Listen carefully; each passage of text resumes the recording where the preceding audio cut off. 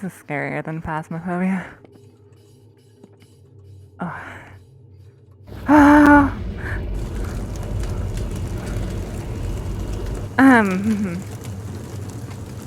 Okay. Okay, I guess we can't go that way. Oh, it just... What the fuck? Hello, and welcome to my review of Hinge. So, what is Hinge? Let's see what the Steam description says. Hinge is a psychological horror VR adventure game. You suddenly find yourself in an abandoned skyscraper, deprived of all your senses and memories. The laws of physics are broken and time has collapsed. The only way to get out is to step into the frightening unknown, putting all the pieces together. So is it any good? Let's find out. This review will be split up into 3 sections of graphics, sound, gameplay, and story from the perspective of a veteran VR user.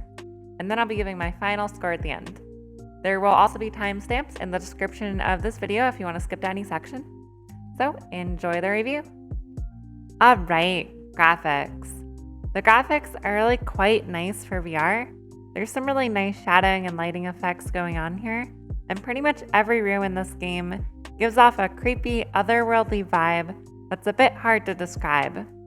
It feels less like a game and more like you're the protagonist in a horror movie.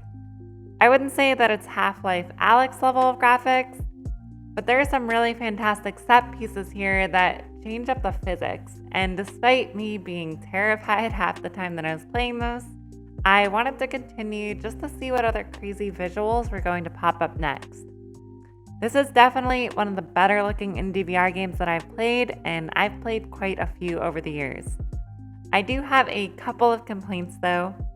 The first one is this isn't really a true complaint. So there's a lot of options in the settings for changing graphics to your own preferences, which is great. But I noticed that on the default setting of medium, the game was a bit blurry. I assume this is because it's lowering the resolution to account for better performance in VR. So you can crank this up to high, which gives you the full-blown resolution, and everything is extremely crisp at that point. But the performance tanks like crazy, and in my opinion, it's borderline unusable on high. Now, I only have a 1080 Ti, which isn't exactly high-end these days, but I think even if you have like a 3080 or a 2080 Ti, it would still be pretty unusable on high in my opinion. It wasn't terrible on medium, it's just, the game still looked great. It was just a little bit blurry, which brings me to my next point. Number 2 is the text in this game is pretty terrible. All the text and the notes, I found it was completely unreadable, just holding it up. There was some weird shimmering effects going on. The only way that I could actually somewhat read the notes was I had to pause the game and then just crank my head in weird ways to be able to actually read the text on the notes. Now, this was pretty annoying because a lot of the lore and story is done through notes, as well as clues and hints on how to actually progress through the puzzles. So not being able to read that just by holding it up just made the game more difficult than it needed to be. So I'm hoping at some point that they find a way to fix this, because then I think it would be a really awesome game. But it was pretty bad for the readability of those notes. Otherwise, the graphics for me was quite good. I did really like the visuals. It's just the notes and the blurriness was 2 complaints that I have. All right, next up we have sound. I love the sound in this game. I'm a bit of an audiophile, and I think that having really good sound quality is especially important in VR games to help get you immersed in the world. Hinge doesn't disappoint. I really liked what they did with the sound here. Without spoiling too much, sound is a big part of the gameplay, and you need to be listening for clues on how to proceed through puzzles. There's also some sections in the game where you'll hear an orchestra playing, and then in the next moment you'll hear some distorted cries for help or some creepy echoing sounds down a hallway. It really sets the mood and ties this bizarre world together, and I always felt on edge while playing because of it. I only really have one complaint about the sound. There are some sections of the game where you'll hear some distorted screaming, At first, it was creepy and I liked it, but it got old pretty fast and it got a little bit annoying. But other than that one complaint, the sound was overall, it was great, and I loved how sound played a big part in this game. Alright, onto the gameplay and story. So first and foremost, this is a VR horror game and there are some jump scares, but it's not too frequent to be annoying. It's also a bit like an escape room and puzzle game where you have to go through the different areas in this bizarre world, trying to figure out the story and how to escape. It's creepy. There's a lot of elements from horror media like Doctor Who or the movie 1408 if you've seen it. I really did enjoy this.